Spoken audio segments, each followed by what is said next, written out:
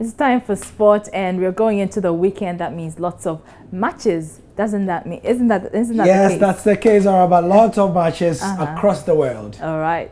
Yep. Good to see you. Good to see you too. Love the African print top. Well, I was ogling at yours back then. Oh, like, ogling, I. Yeah, I was ogling. Like, all right, like, give us the details. What's coming up in sports? Who's your tailor? Who's your seamstress?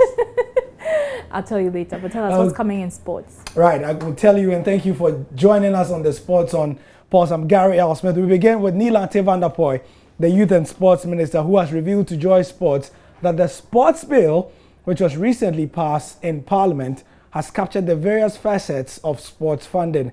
Now, Ifua Santoa Ofosu of our desk has more on this.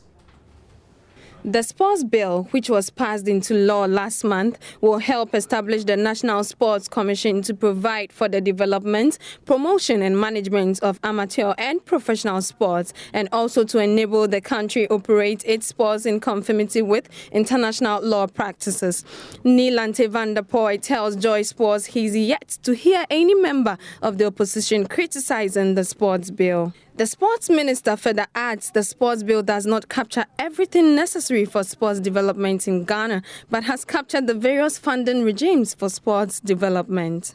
Let me commend the opposition members, the minority members in the committee. They contributed a lot to the discussions on the bill. So I will be surprised if anybody in the minority who is on the committee will criticize that aspect. But there's you see, if people want to say this is funding mechanism, the sports bill has captured various facets of funding regimes for sports development.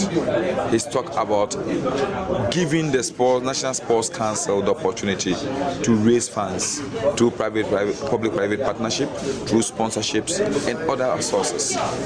And it is not, the sports bill will not capture everything that we want to do. After the bill has been passed, the bill gives us the room to activate other mechanisms to do some of these things. For example, I can tell you on record that between the Ministry of Finance, the Ministry of Youth and Sports, the Ministry of Interior, the Attorney General's Department, we are drafting a mechanism, a legislation that will ensure that all these sports betting companies contribute something to a sports fund. The bill is currently awaiting President John Mahama's assentation to come into force.